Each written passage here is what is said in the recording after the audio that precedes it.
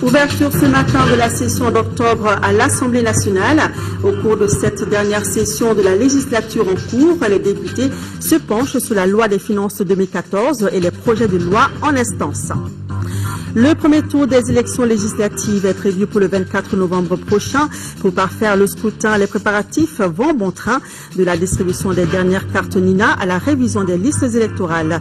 Notre rédaction vous fait le point des préparatifs. La chronique santé de ce lundi ne parlera pas de maladie, mais plutôt d'un comportement inhabituel. Il s'agit des cas de personnes écrivant et lisant à l'envers et qui pourtant ne souffrent d'aucun problème ni trouble particulier. L'invité de notre journal est le ministre des Affaires religieuses et du culte, Thierno Amadou Omar Ast Diallo. Avec lui, il sera question de la future formation au Maroc de 500 imams maliens, une promesse du roi Mohamed VI qui prend forme avec l'arrivée d'une équipe marocaine à Bamako. Madame, Monsieur, bonsoir. Bienvenue dans ce 20h que nous ouvrons par les activités du président de la République. Ibrahim Boubacar Keïta a accordé cet après-midi une audience à 2 membres du gouvernement togolais.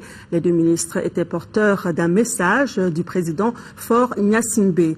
Leur entretien avec le président a porté sur les relations entre nos 2 pays. À leur sortie d'audience, Boubacar Sissoko leur a tendu son micro. Au cours de cette audience, nous lui avons porté un message de son frère et ami, le chef de l'État togolais, le président Faure Gnassingbé. Nous avons donc eu à parler de la qualité des relations qui existent entre le Togo et le Mali et des relations particulières également qui existent entre les 2 chefs d'État et le peuple des 2 pays. Bien sûr, ces émissaires constituent des moyens que les chefs d'État utilisent, pour renforcer cette coopération et renforcer cette relation au profit de nos 2 peuples et faire en sorte que la sous-région, l'UEMOA plus particulièrement, soit un pays stable, un pays où on peut circuler librement et un pays où l'on peut faire des affaires en toute tranquillité et en toute prospérité. Le Premier ministre a reçu en audience le secrétaire général de l'Union internationale des télécommunications. Amadou Touré est venu échanger avec le chef de gouvernement sur les questions relatives à la place des technologies de l'information dans les secteurs comme l'éducation, la médecine ou encore l'agriculture. Le compte-rendu d'audience avec Aloussene Touré.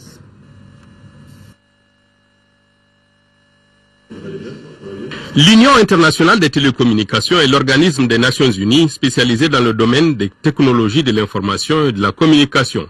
Notre compatriote Hamadoun Touré, qui en est le secrétaire général, est venu échanger avec le Premier ministre sur le programme du gouvernement dans le domaine des applications numériques. J'ai eu le plaisir de rencontrer le Premier ministre et de voir sa vision à court terme et à long terme, la vision 2015 pour laquelle nous apporterons notre contribution. Il s'agit de nous assurer que les technologies de l'information et de la communication seront utilisées comme un moteur de développement. C'est ça ma contribution en tant que secrétaire général de l'Union. Et je pense que nous avons mis en place, on a jeté les bases pour lancer réellement une bonne plateforme qui nous permettrait d'utiliser les TIC, que ce soit pour la santé, pour l'éducation, le commerce, l'agriculture et tous les secteurs de développement. Et aussi faire de ce secteur un secteur qui créera des emplois pour le Mali. Mais qu'en est-il des programmes de l'UIT pour le Mali? Le secrétaire général attend les demandes de notre pays qui vient à peine de sortir d'une crise. Nous venons de sortir d'une période de crise très difficile. Le pays était au bord du précipice. Dieu merci, on a eu la chance que on n'a pas fait le pas en avant. On a besoin de faire des plans précis. Et c'est surtout cette vision-là que j'attendais du Premier ministre et je l'ai eu. Maintenant, à la sortie de cela, nous allons faire des programmes concrets qui permettront d'attirer l'industrie du secteur privé, l'investissement dans ce secteur-là, des programmes qui couvriront la formation, qui couvriront des applications, des services et applications dans différents domaines, comme je l'ai dit, que ce soit l'éducation ou la santé, deux secteurs clés qui en auront besoin immédiatement. Les applications des nouvelles technologies sont nombreuses et restent incontournables. Je vous l'annonçais dans les titres, ouverture ce matin de la session d'octobre de l'Assemblée nationale. Cette session dite budgétaire va examiner la loi des finances 2014 et les projets de loi en instance. Précisons que cette session est la dernière de la législature en cours, vu que le premier tour des élections législatives est prévu pour le 24 novembre prochain. Bourama Traoré était à l'ouverture des travaux, sans reportage. C'est certainement le dernier acte avant le renouvellement de l'institution. La session d'octobre de l'Assemblée nationale intervient en moins de 2 mois du premier tour des élections législatives prévues pour le 24 novembre 2013. Sur la table des députés, plusieurs projets de loi dont celui relatif au budget d'État 2014. Cette session reste une session très chargée, avec de nouveaux dépôts de projets de loi, dont la loi des finances, ainsi que les anciens projets qui sont en notre possession. Le temps qui nous est imparti est très court, mais je suis persuadé que les réunions du bureau et de la conférence des présidents trouveront une solution pour que, comme d'habitude, nous puissions donner matière au gouvernement pour qu'il puisse travailler. Travailler pour relever les nombreux défis auxquels le Mali fait face. En première ligne, la reconstruction du pays et la réconciliation nationale. Le Parlement s'est dit aux côtés des nouvelles autorités pour recoudre le tissu social. En attendant, le rôle joué par l'institution dans la résolution de la double crise institutionnelle et sécuritaire est reconnu et apprécié. Je voudrais vous féliciter pour le courage, l'efficacité, la compétence dont vous avez toujours fait preuve, tant au niveau de nos activités ordinaires qu'au niveau de la dynamique diplomatique parlementaire, surtout pendant la période de crise. En effet, notre Assemblée nationale a su prévoir la crise, a su informer de la situation sécuritaire qui prévalait et a su gérer la crise avec sang-froid et responsabilité. Par ailleurs, l'Assemblée nationale félicite le président Ibrahim Boubacar Keïta pour sa brillante élection à la magistrature suprême. Une élection qui a prouvé que le coup de force du 22 mars 2012 était un incident de parcours. Le ministre des Affaires étrangères et de la coopération internationale, Zahabi Ould Sidi Mohamed, a regagné Bamako aujourd'hui en provenance de Nouakchott. Dans la capitale mauritanienne, le ministre Zahabi était porteur d'un message du président de la République, Ibrahim Boubacar Keïta, à son homologue Mohamed Ould Abdelaziz. Après son entretien avec le président mauritanien, Zahabi Ould Sidi Mohamed a répondu aux questions des journalistes sur les relations entre les deux pays. Écoutons-le au micro de Fatoumata Kone. J'ai remis ce message d'amitié, de volonté du gouvernement et du peuple malien à entretenir des relations de fraternité, d'amitié avec le peuple mauritanien. J'ai trouvé le président de la République de Mauritanie un homme très engagé pour poursuivre la stabilité et la paix au Mali. Et cela compte tenu des relations séculaires entre les deux peuples. J'ai fait aussi état d'avancement du processus de paix au Mali et j'ai expliqué que le président de la République du Mali a reçu récemment tous les responsables des 4 mouvements armés du nord du Mali. Et ces mouvements sont venus à Bamako. Le président les a reçus après son investiture et il leur a donné le message suivant, qu'il y a 3 choses qui ne sont pas discutables. La première, c'est l'unité et l'intégrité territoriale du Mali. La deuxième, c'est la laïcité de l'État. Et la troisième, c'est la stabilité de la sous-région et de l'Afrique de manière générale. Donc il y aura des états généraux sur la décentralisation à laquelle seront invités tous les Maliens, qu'ils soient dans les mouvements ou qu'ils soient dans la société civile. Et ces négociations, ces discussions, tout peut être mis sur la table et chacun donnera ses arguments. Plus loin, notre gouvernement est même déterminé que si des mouvements ont des conseillers ailleurs qui leur disent « vous devez faire comme ça pour avoir vos droits ou pour avoir ceci », nous sommes même prêts à accepter que ces conseillers viennent à Bamako et discuter avec nous. Nous sommes transparents, nous sommes déterminés à aller de l'avant et le président a dit qu'il tient à régler définitivement ce problème du nord du Mali. Autre élément, la solution qui sera trouvée doit être une solution discutée entre Maliens et qui va s'appliquer à toutes les régions du Mali, sans exclusion aucune. Parce qu'il s'agit de problèmes de gouvernance locale et pour ça, ceux sur lesquels on va s'entendre, on va le faire. Ça, c'est par rapport au problème du Nord. L'autre question, c'est la lutte contre le terrorisme et le trafic de drogue. Et ça, nous savons que la Mauritanie s'est beaucoup engagée dans cette voie et beaucoup de Mauritaniens ont perdu la vie dans la lutte contre le terrorisme et le trafic de drogue. La Mauritanie a été le premier partenaire du Mali à s'engager sur le théâtre des opérations au Mali. Le peuple malien et son gouvernement profitent de cette visite pour réitérer leurs condoléances les plus attristées à toutes les familles mauritaniennes qui ont perdu les siens sur le champ d'honneur au Mali. Notre président l'a fait de la tribune des Nations Unies, il l'a fait lors de son discours d'investiture et c'est un discours sincère. Il n'y a pas de triche dedans. Voilà, précisons que les propos du ministre ont été recueillis par Fatoumata Keïta.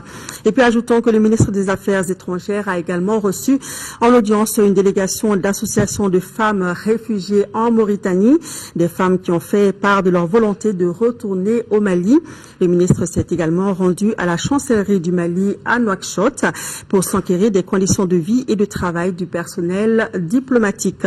Et toujours par rapport à la situation de nos compatriotes à l'extérieur du pays, le ministre des Maliens de l'extérieur se réjouit de la libération de ressortissants maliens établis au Congo. Ses compatriotes, au nombre de 11, étaient incarcérés depuis bientôt 1 an dans les prisons de ce pays. 7 étaient détenus à Brazzaville et 4 à Pointe-Noire. Grâce aux efforts des nouvelles autorités et aux plaidoyers auprès des autorités congolaises, nos compatriotes ont tous été libérés. Au nom du gouvernement, le ministre des Maliens de l'extérieur remercie les autorités congolaises pour ce geste, symbole de l'excellence des rapports qu'entretient notre pays avec la République du Congo. Tout en rappelant à nos compatriotes établis à l'étranger que leur situation est une des priorités des nouvelles autorités, le ministre des Maliens de l'extérieur les invite au respect des lois des pays d'accueil. Une délégation marocaine conduite par Abdellatif Ashkari séjourne actuellement dans notre pays. La délégation est venue étudier avec les Maliens la mise en œuvre de la formation de 500 imams signés par les 2 chefs d'État. Le ministre de l'administration territoriale a présidé ce matin la cérémonie des travaux en présence de l'ambassadeur du Maroc au Mali. Reportage de Garibou Pérou. 500 imams maliens vont commencer bientôt une formation au Maroc. Une telle convention exige des orientations communes. C'est pour schématiser un programme cohérent de formation islamique que se tient cette séance de travail entre nos 2 pays. Très bientôt, nous serons d'accord sur les critères, donc nous les diffuserons et il y aura un appel à candidature pour le meilleur de l'épanouissement de l'islam pour lequel nous sommes fiers, n'est-ce pas, d'y avoir la foi musulmane. Le Maroc a tout mis en œuvre pour recevoir les candidats maliens selon les chefs de la délégation. Il précise que son pays accorde un grand intérêt à la discipline quand il s'agit surtout d'une formation qui porte une dimension spirituelle. Nous avons tout un programme prêt. Seulement, avec nos frères maliens, nous avons discuté des matières que nous allons ajouter à ce programme et qui vont être des matières spécifiques aux imams maliens. Un mécanisme de sélection des candidats à cette formation est attendu à l'issue des travaux. On peut déjà imaginer que les candidats de cette première promotion doivent avoir une bonne base religieuse, une maîtrise de la langue arabe, mais aussi une disponibilité entière. Auparavant, la délégation a remis une lettre d'invitation au Maroc au ministre en charge des affaires religieuses et du culte. Ce qui veut dire que l'administration reste regardante pour la réussite de cette convention islamique entre le Maroc et le Mali. Il était sur ces images, il est sur notre plateau. Lui, c'est le ministre des Affaires religieuses et du culte, Tierno Amadou Omar As Diallo. Monsieur le ministre, bonsoir. Oui, bonsoir, Léi. Merci d'avoir accepté notre invitation. Eh bien, avec plaisir et bonsoir tous les téléspectateurs et téléspectatrices. Alors, on va dire, chose promise, chose due. Le roi du Maroc, Mohamed VI, avait promis la formation de 500 imams maliens et une délégation marocaine, on l'a vu sur ces images, est arrivée à Bamako pour concrétiser cette promesse. Alors, quelle est la signification justement de cette promesse tenue, juste un peu plus de 2 semaines après son départ de Bamako? Écoute, moi je crois que il y a une double lecture à faire. D'abord, c'est cette volonté affichée du président de la République, le nouvel élu, le président Ibrahim Boubacar Keïta, qui a exprimé ses souhaits de tenir une promesse intérieure propre à lui, d'apporter sa touche, au foisonnement intellectuel dans le monde musulman malien, et qui fera en sorte que nous ayons cet islam que nous avons connu, de tolérance, d'amour, de pardon. Alors donc, afin que nous négligions, comme nous le voyons ailleurs et comme ça puisse se faire un peu dans le nord de notre pays, cette violence inhumaine. Alors donc il y a cette volonté affichée du président de la République, mais il y a aussi cet amour du roi Mohamed VI, pour ce pays. Je crois, au regard de toute l'histoire entre ce pays, le Maroc et le Mali, de la nouvelle dynamique, je crois que c'est cela, cette promptitude, cette volonté marocaine du roi, parce que n'oubliez pas que le ministre des Affaires religieuses du Maroc est sous l'autorité direct du commandeur des croyants, qui est le shérif, le souverain chérifien, le roi Mohamed VI. Tout à fait. Alors, donc, je crois que c'est cela. Voilà, vous avez dit, le président de la République a affiché sa volonté, évidemment, d'aller de l'avant, et pour cela, il peut compter sur l'apport de la communauté internationale, notamment du Maroc. Alors, il ressort quand même que le Maroc a progressé dans l'organisation de cette formation. Tout est fin prêt pour l'accueil des Maliens. Est-ce que vous, à votre niveau, vous suivez ce rythme des Marocains? Alors, c'est vrai que moi, je vais vous dire franchement que vendredi, je discute avec mon homologue du Maroc et puis il dit je vous envoie un expert vous aider dans la définition, l'organisation. Je dis quand, il dit dimanche. Alors j'avais cru que c'était dans 2 dimanches, c'était ce dimanche. Ouais, ça va alors très donc, vite. Voilà, c'est une promptitude, c'est-à-dire que ça rompt avec toute cette routine diplomatique et relationnelle, mais c'est plutôt, on sent que c'est 2 pays de la Ouma où les liens sont plus forts car c'est spirituel ces liens. Alors, et toute une admiration. Alors donc nous sommes évidemment avec cette équipe marocaine, nous avons étudié, nous avons déjà fait un draft d'un certain nombre de critères au regard des souhaits de la partie donnante des bourses, ça c'est évident. Et l'autre aspect, c'est aussi cette touche malienne. Alors voilà. Et je crois que ce qui est encore séduisant, c'est cette volonté marocaine d'accepter la malianité aussi, cette touche dans cette formation. Donc c'est vraiment un échange. Merci. C'est pas que nous vous prenons, nous allons faire assimiler des notions, ils viennent et réverser, non. Et alors, c'est vraiment un travail de groupe, un travail de feedback, de participatif. Alors, je parle sur votre contrôle. La formation doit prendre 2 ans, c'est bien cela? Alors, en fait, c'est-à-dire, c'est 500 imams. Par tranche de 100 par an. Voilà. Donc pour 5 ans. Chaque année, 100 imams formés dans les principes de la Malikia. Donc, comme l'a voulu le fondateur même du royaume chérifien, Moulay Idriss Ier, qui était compagnon du prophète de son vivant et qui est venu s'installer au Maroc. Voilà. Justement, et d'ailleurs, le roi lui-même avait précisé que cette formation était consacrée à l'étude du spiritualisme et à la doctrine morale qui rejette toute forme d'excommunication. Alors, monsieur le ministre, comment se fait la sélection des candidats? Est-ce que c'est bien organisé de façon transparente? Alors, je vais vous dire, je crois qu'on est en une période de transparence et d'exigence de rigueur. Alors ça, je crois que au regard du premier responsable de la République, on sent que voilà, la rigueur est de rigueur. Si vous mettez cette redondance. Alors, ce que je voudrais dire, c'est que le travail, certainement, il sera certifié par tout un ensemble, le Haut Conseil, la Confénante, etc., tout un ensemble d'associations religieuses musulmanes, et donc qui vont être partie prenante, parce que nous n'imposerons rien. Ce serait avec leur vision, dans le respect des principes, parce que n'oubliez pas, c'est une bourse donnée à l'État malien. Alors donc, je crois qu'il y a ça. Et tout se ferait dans la transparence. D'accord. En fait, c'est sur concours. Est-ce que c'est déjà close ou non, pas du tout. Nous allons dégager les critères, parmi lesquels la discipline. Ce n'est pas que nous partions, que les hommes partent pour faire une école de formation ordinaire où on va attendre qu'il y a eu des grèves de formateurs, d'étudiants ou d'auditeurs imams. Non, c'est une formation pour un an qui requiert une discipline de faire un respect des principes du pays accueillant. Ça, c'est le B.A.B.A. Appartenir à la foi musulmane, à la Malikia, qui est étendue avec là-dedans d'autres confréries, etc. Alors donc, avec tout un autre ensemble de critères que nous ferons valoir en association avec les associations, n'est-ce pas, religieuses, et au regard de cela, donc, nous ferons appel à candidature. Et donc, l'appel à candidature au regard de critères éligibles. Alors voilà, c'est cela. D'accord, vous l'avez dit, l'imama est quand même une affaire très sérieuse. Vous l'avez dit, les candidats devront avoir beaucoup plus de rigueur, de discipline. Mais quels sont les autres conseils que vous avez à donner à ceux qui vont bénéficier de cette formation? Alors, d'abord, c'est que c'est une première. Alors, une première, je crois que vous êtes, on est dans la communication, on n'a jamais une seconde chance de faire première impression.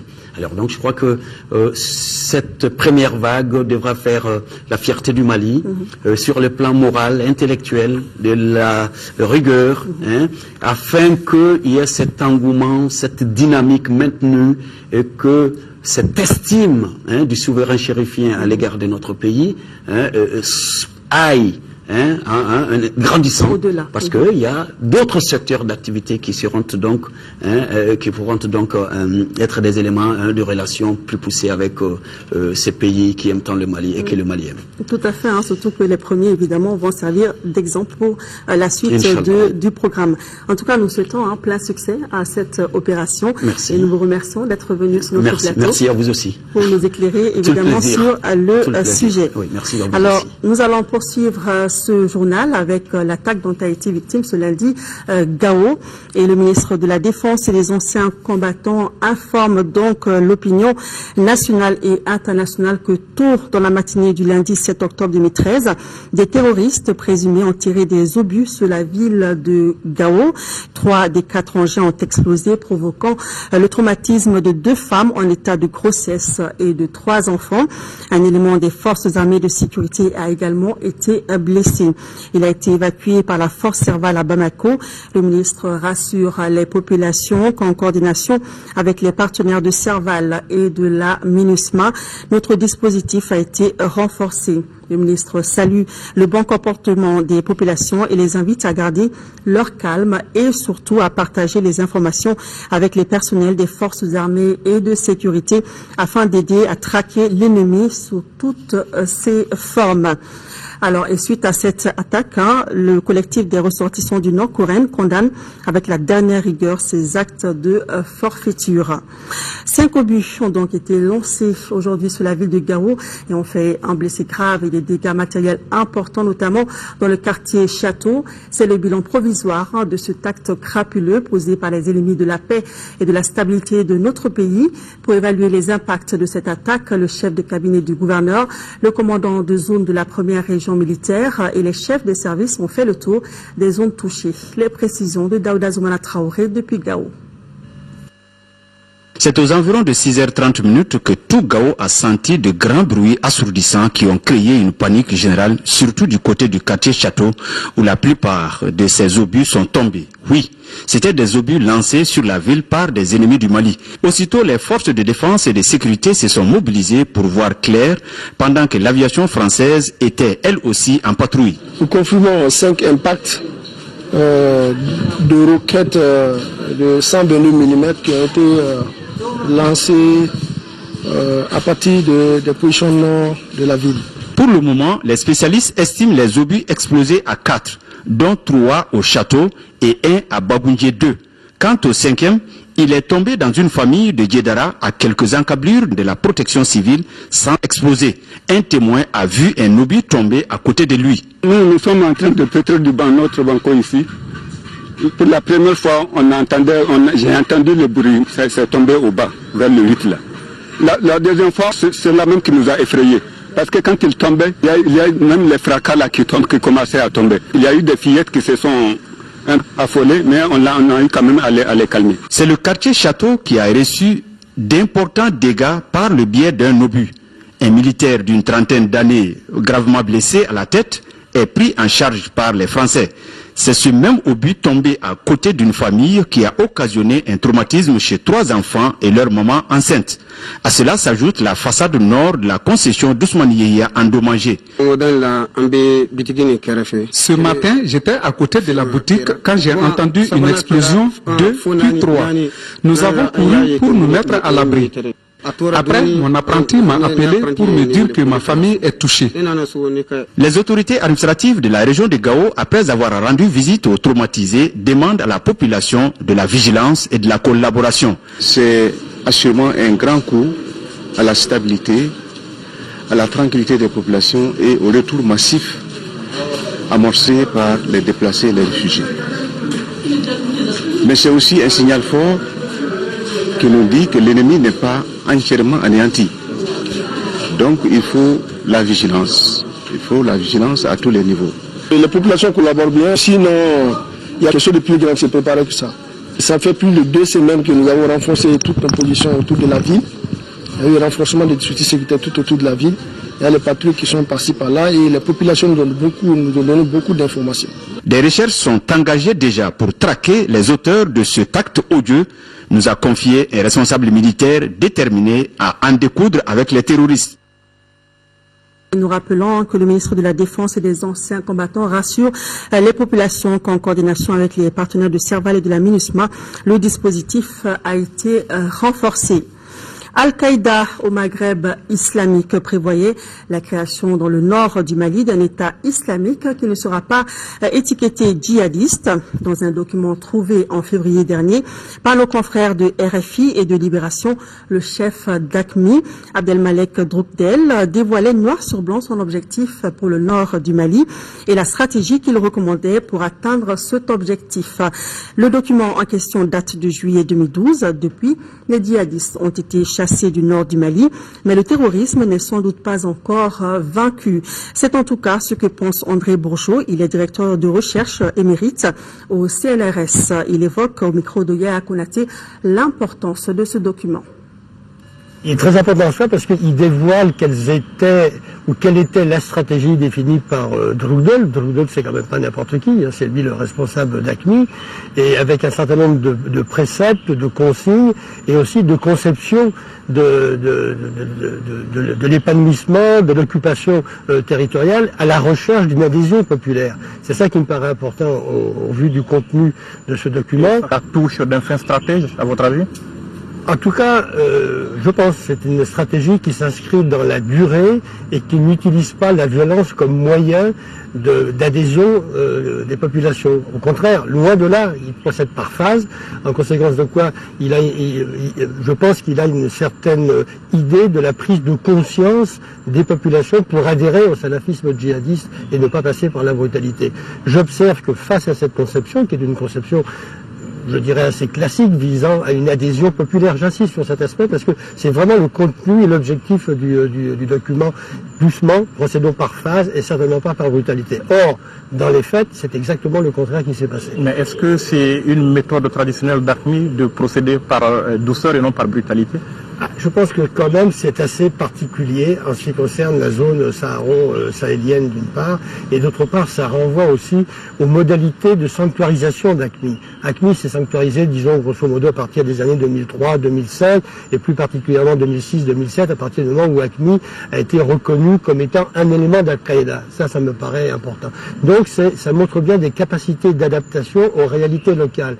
Maintenant, si vous avez une approche plus comparative sur ce qui s'est passé au Kenya, sur ce qui s'est passé en Somalie, c'est pas du tout les mêmes stratégies. Donc ça veut dire que la nébuleuse d'Al-Qaïda, comme on a l'habitude de la présenter, a des capacités d'adaptation aux réalités locales. Et ça participe d'une stratégie.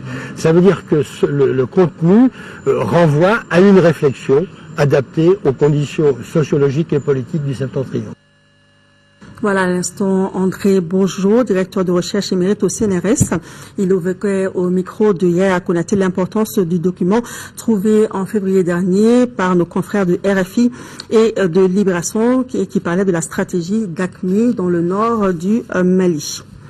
Parlons à présent des préparatifs des élections législatives dont le premier tour est prévu le 24 novembre prochain et le second le 15 décembre. L'heure est à la distribution des dernières cartes Nina et à la révision des listes électorales. Adama Kodjo et Brima Koulibaly se sont rendus au ministère de l'administration territoriale, de la décentralisation et de l'aménagement du territoire pour en savoir plus sur l'état des préparatifs. Suivant leur reportage. Les 24 novembre prochain et 15 décembre sont les deux dates prévues pour la tenue des élections législatives au Mali. Pour réussir la mission, les agents du ministère en charge de l'organisation des élections sont en pied d'œuvre depuis septembre. À cet effet, un chronogramme d'action a été élaboré par le ministère de l'administration territoriale pour renforcer les acquis. En ce qui concerne le matériel électoral, à ce niveau-là, nous pensons que nous allons mettre tout juste le complément. Nous avons le matériel que nous avons géré pendant l'élection présidentielle. Donc à ce niveau-là, il n'y a pas de problème majeur. En ce qui concerne la formation des agents électoraux, nous sommes à pied d'œuvre aussi pour préparer, pour faire la mise à niveau des agents électoraux. Pour les électeurs qui souhaitent changer de bureau de vote, l'occasion leur est offerte pour formuler la demande de transfert du 15 au 30 du mois en cours. Un citoyen qui aujourd'hui qui figure dans la liste électorale avec les données biométriques, il est possible pour lui d'aller au niveau de sa commission d'accueil pour exprimer son désir et en ce moment la commission, en toute connaissance de cause, fera l'opération. La participation massive des populations aux différents scrutins est une préoccupation majeure des autorités en charge des élections. C'est pourquoi la distribution des cartes de numéros d'identification nationale se poursuit. Les cartes non remises se trouvent au niveau du sous-préfet et du gouverneur de Bamako et de l'ambassadeur.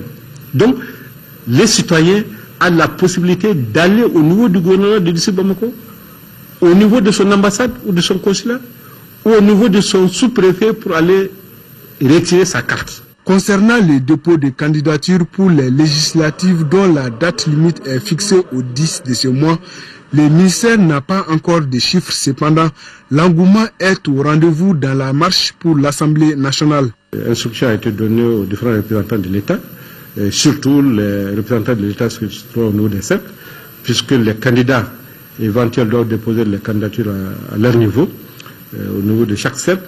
Donc, que ce soit un candidat, que ce soit un parti, un groupement de partis, ils ont la possibilité de déposer la candidature ou les candidatures au niveau des représentants de l'État. Pour orienter les électeurs qui n'avaient pas d'informations sur leur localité de vote, des commissions administratives ont été mises en place au niveau des communes. À titre de rappel, seuls les détenteurs des cartes Nina auront droit à l'accès des centres de vote pour accomplir leurs devoirs civiques. Et dans le cadre des élections législatives du 24 novembre 2013, le ministre de l'Administration territoriale rappelle aux partis politiques, groupements de partis politiques et candidats indépendants que la date limite de dépôt des candidatures est fixée au 10 octobre 2013 à minuit. Les imprimés de déclaration de candidature sont disponibles auprès des préfets et du gouverneur du district de Bamako. Le ministre s'est compté sur la bonne compréhension de tous. Bamako se prépare pour la Tabaski avec la 5e édition de l'opération de vente de moutons à prix abordable, une initiative du département de l'élevage et de la pêche qui bénéficie de l'accompagnement du Palaiso et d'une trentaine de sociétés coopératives et de groupements d'éleveurs du Sahel. Les détails dans ce reportage signé Aïssata Ibrahim Maïga. C'est parti pour la vente promotionnelle de moutons en prélude à la fête de Tabaski, dénommée Opération Tabaski. L'initiative vise à stabiliser les prix des moutons sur les différents marchés de la capitale et réduire ainsi la spéculation autour des prix. Pour cette 5e édition, près de 30 sociétés coopératives et de groupements d'éleveurs du Sahel proposent aux Bamakois, mais aussi aux Kaisiens, plus de 5000 animaux.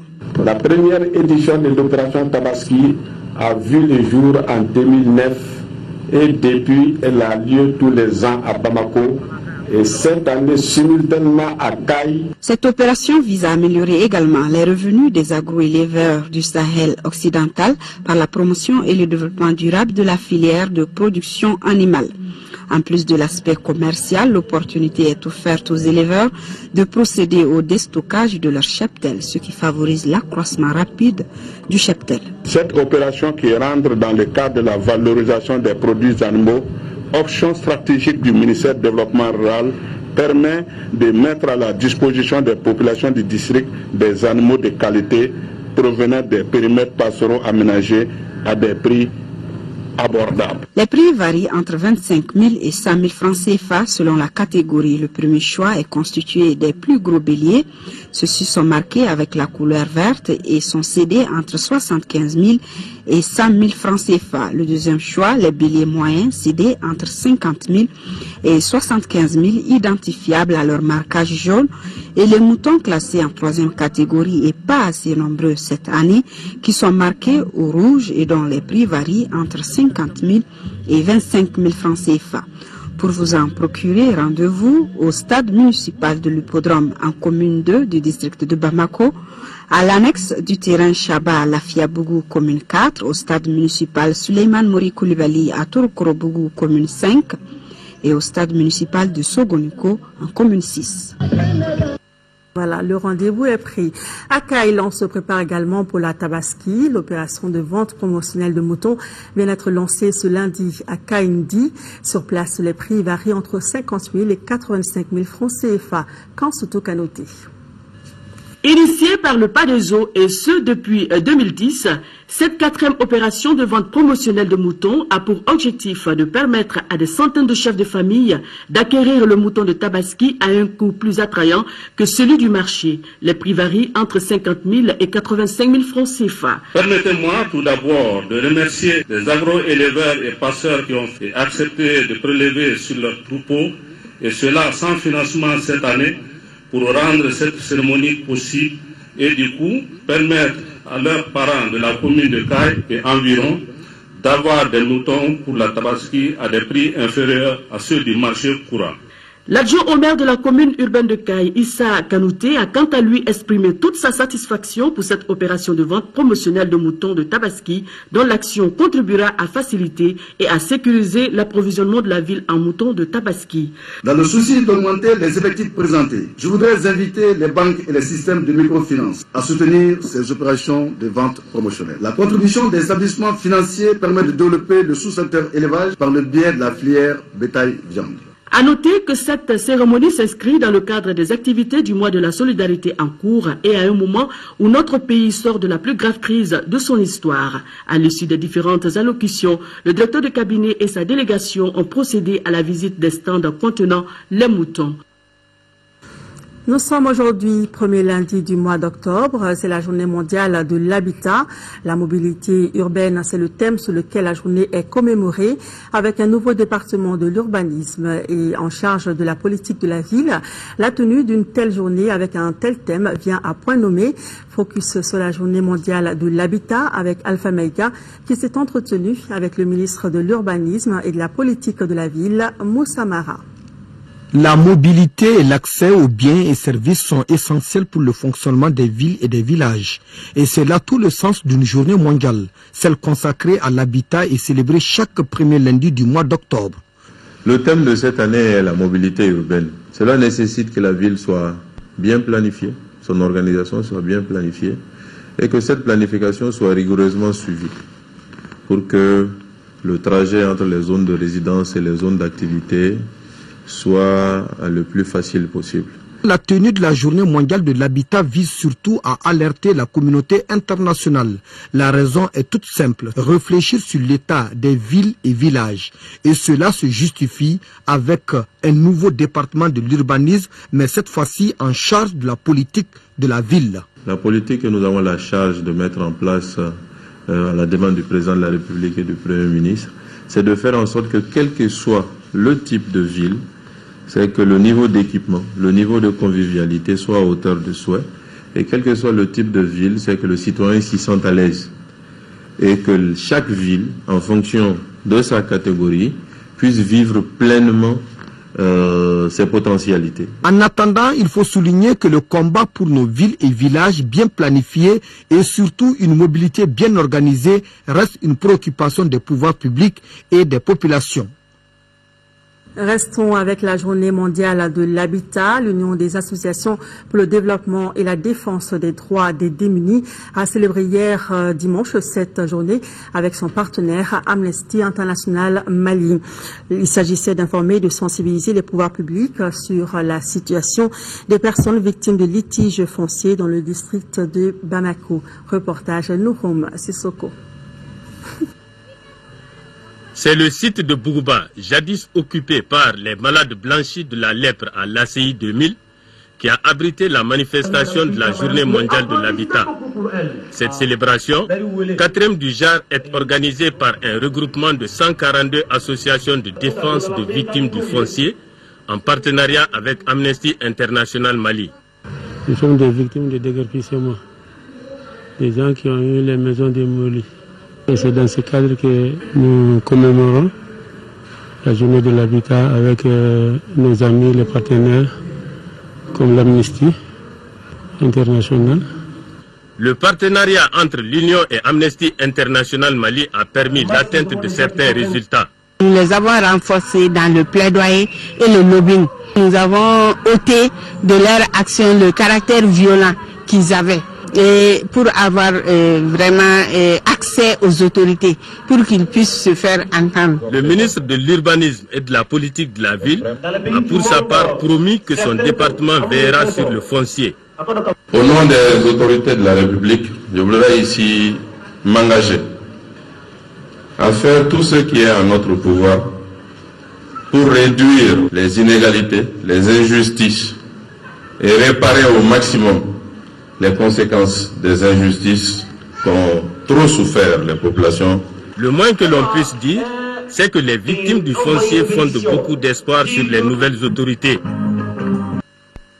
Actualité hors de nos frontières, en Guinée, les premières publications des résultats des élections législatives sont tombées dans un climat tendu. Pour le moment, le parti au pouvoir est en tête. L'opposition, elle, est toujours convaincue que de graves irrégularités ont été commises. La Commission électorale nationale indépendante poursuit la publication des résultats provisoires des législatives du 28 septembre en Guinée. Ce lundi soir, la CENI devrait communiquer le verdict des urnes dans 3 nouvelles circonscriptions, dont la très convoitée commune de Kaloum.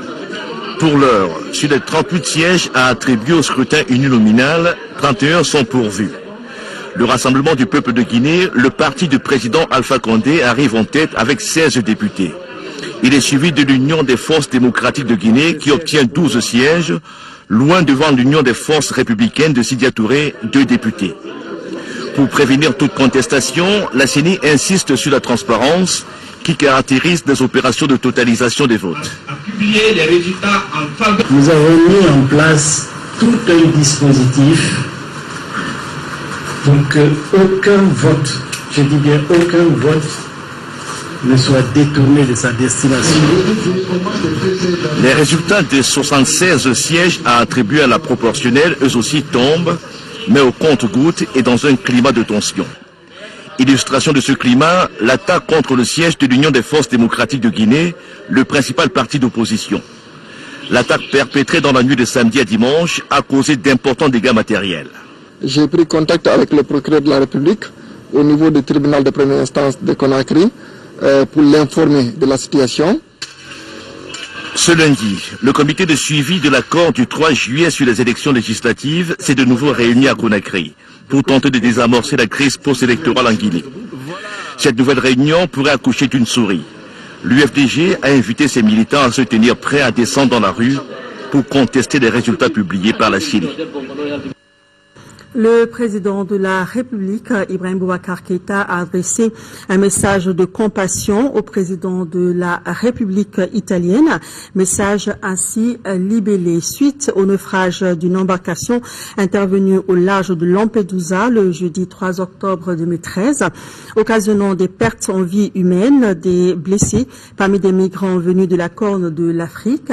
Je voudrais, au nom du peuple du Mali, de son gouvernement et en mon nom propre, exprimer à votre Excellence, au peuple italien ainsi qu'aux familles durement éprouvées mes condoléances les plus émues. En cet instant de tristesse et d'intense douleur, je forme des vœux ardents de prompt rétablissement aux blessés et prie pour le repos de l'âme des disparus. En vous renouvelant mes sentiments de profonde compassion et de sympathie, je vous prie d'agréer, Excellence, l'assurance de ma très haute considération. Signé Ibrahim Boubacar Keïta. D'ailleurs, le naufrage de Lampedusa est le premier sujet de notre tour d'Afrique en bref et en images.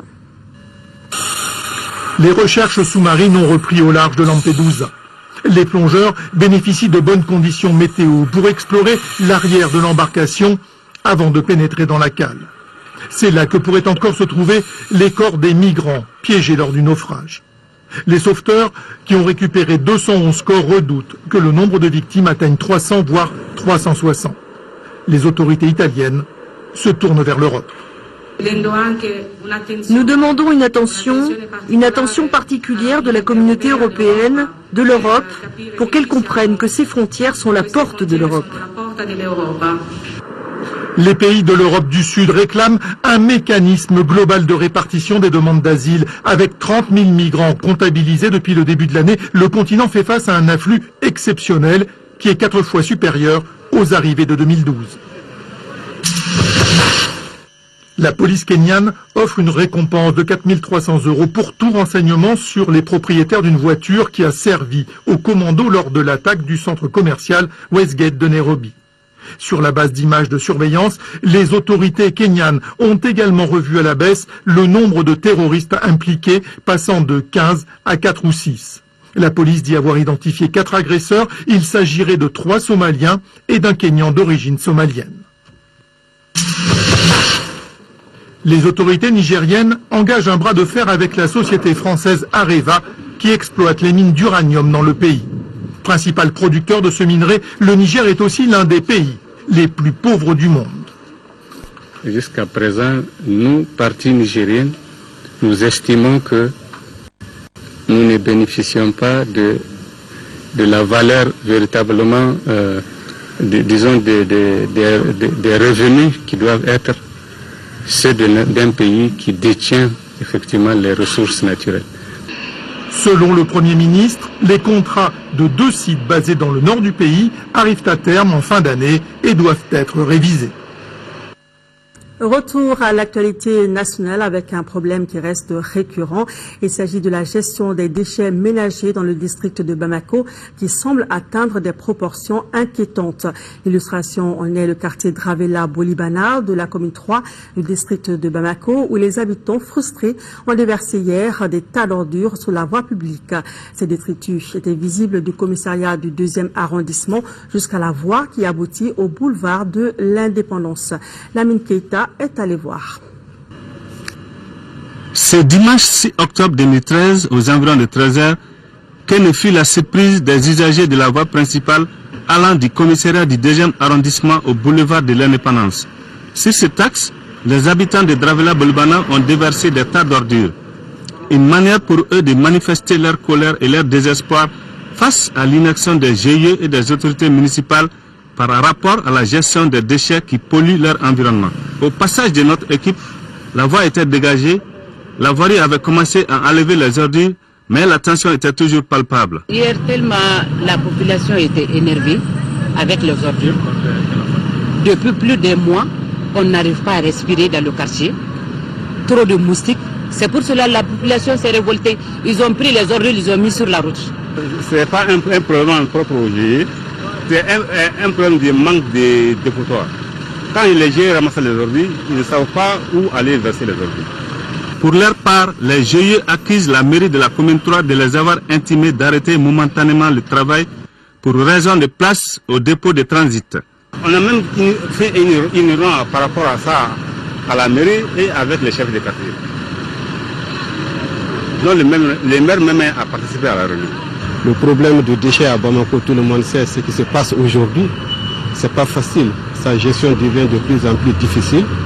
Et aujourd'hui, le ministère de l'Environnement et de l'Assainissement est en train de prendre des dispositions à travers un programme d'urgence que tout le monde a suivi ici. Pour les chargés des questions d'assainissement et de contrôle de pollution et des nuisances de la mairie de la commune 3, sa structure a demandé un moratoire de 2 semaines au GIE pour le dépôt des ordures au dépôt de transit de Dar Salam en prenant le soin d'informer tout le monde. Les choses se poursuivent. Donc pendant que ces ordures étaient en train de ramasser, on avait quand même demandé à ce que vraiment on arrête de déposer les ordures à ce niveau en attendant qu'on termine, n'est-ce pas, d'enlever les ordures qui sont déjà sur place. Donc ça a pris à peu près du 15 au 26. Et la gestion des ordures, c'est une chaîne. Ça quitte la famille, donc la population qui gère au niveau ménage. Ensuite, la mairie, son rôle, c'est vraiment d'acheminer ces ordures vers les dépôts de transit. Comme vous l'avez constaté, le dépôt de transit de Dar Salam, que vous venez de citer en exemple. Et la chaîne continue, le district, la mairie du district, à travers la voirie maintenant, achemine ces ordures au dépôt final. Donc c'est une chaîne, chacun a sa part là-dedans.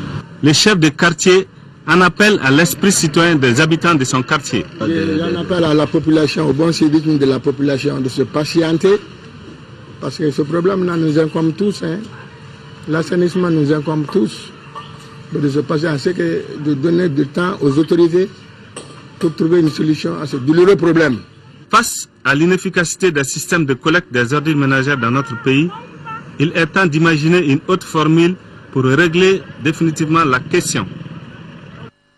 Parlons à présent solidarité. La Fondation Bank of Africa Mali vient de remettre 2 millions de francs CFA au Conseil national des personnes âgées. Ce geste entre dans le cadre de la 19e édition du mois de la solidarité et de la lutte contre l'exclusion. Selon le représentant de la dite structure, le geste est certes modeste, mais très important pour la simple raison que ces personnes méritent toute notre attention. La cérémonie s'est déroulée au siège principal de la Bank of Africa, Mali, Cisa Bozola, en présence de son directeur adjoint et de plusieurs autres personnalités. Restons dans la solidarité. DHL Mali vient de remettre des dons d'une valeur de 20 millions de francs CFA pour les enfants démunis de Saint-Lankoroba.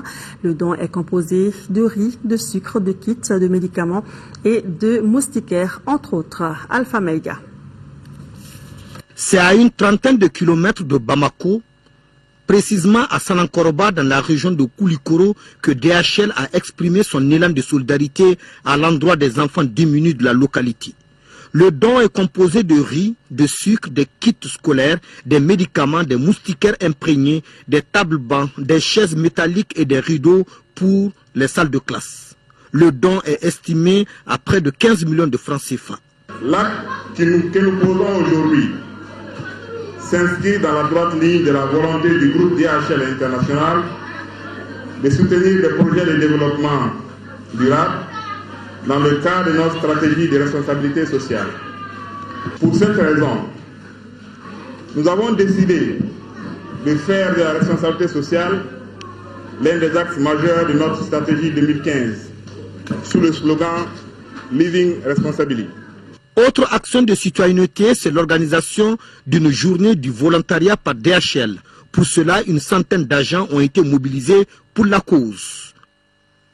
Nous ouvrons notre chronique santé du jour qui ne parle pas de maladie, mais plutôt d'une situation inhabituelle. Il s'agit des cas de personnes écrivant et lisant à l'envers. Et oui, vous avez bien entendu, à l'envers. Pourtant, les intéressés n'ont aucun problème de santé. Allons à la rencontre d'une demoiselle qui écrit et lit à l'envers et ça lui réussit. Elle s'apprête même à décrocher un Master 2. Tchessera Dambélé l'a rencontrée.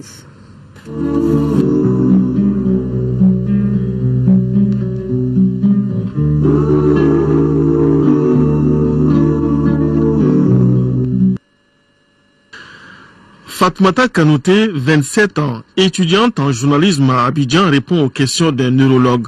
Mais elle est tout ici sauf une patiente. On cherche à comprendre pourquoi elle n'écrit pas comme la plupart d'entre nous. Gauchère, elle a le don d'écrire de droite à gauche en commençant par le bas de la page et cela sans aucune gêne. Démonstration.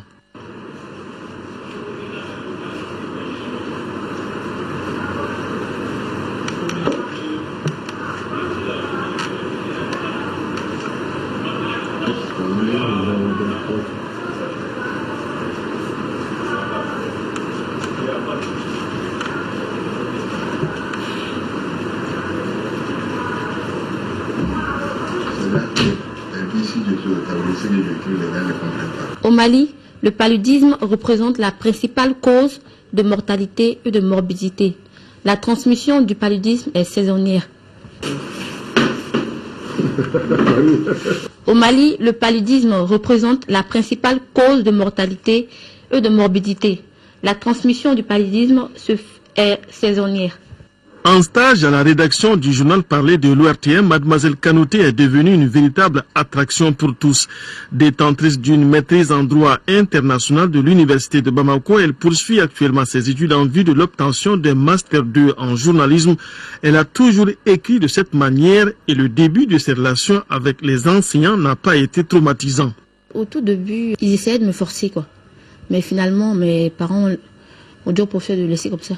Les gens sont plus étonnés, beaucoup plus étonnés de me voir écrire comme ça. Sinon, je n'ai aucun problème avec les gens. Je peux lire à l'envers comme droit, écrit ou saisi, c'est pareil. Que ce soit moi qui l'ai écrit ou une autre personne. Nous lui avons fait lire à l'endroit puis à l'envers un livre que nous avons tiré au hasard de la bibliothèque du neurologue. Ce mal de tête est toujours le même et évolue par période. La durée de crise et leur périodicité permettent de faire la distinction entre toutes les entités. Il s'agit presque toujours de céphalées primaires dominées par la migraine et les céphalées de tension épisodique. Ce mal de tête est toujours le même et évolue par période. La durée des crises et leur périodicité permettent de faire la distinction entre toutes ces entités. Il s'agit presque toujours de céphalées primaires dominées par la migraine et les céphalées de tension épisodique. Pour le spécialiste, il s'agit d'une situation inhabituelle et pas pathologique. C'est juste une situation inhabituelle pour un peu dire quelque chose que les médecins connaissent bien. Il est classique de dire aux gens que le cœur est à gauche, il se trouve souvent que le cœur est à droite.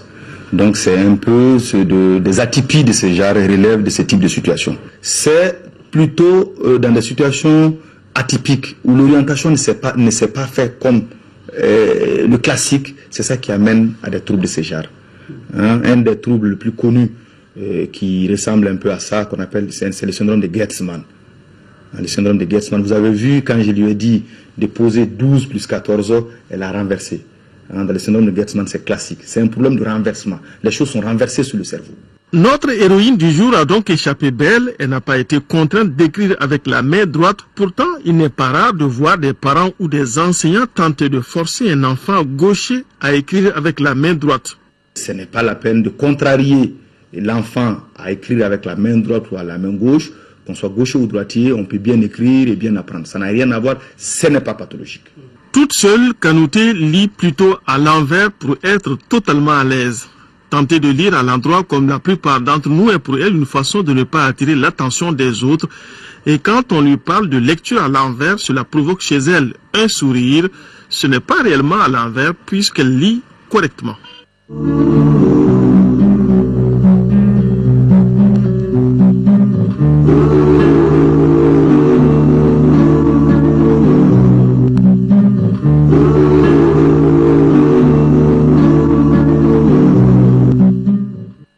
Voilà, un cas très particulier. J'ai essayé d'écrire à l'envers, je n'y arrive pas. Voilà, c'est tout pour ce journal. Merci de l'avoir suivi. Je vous retrouve demain à la même heure, mais avant, dans la journée, vous serez avec Amadou Sankaré. Bonsoir à tous.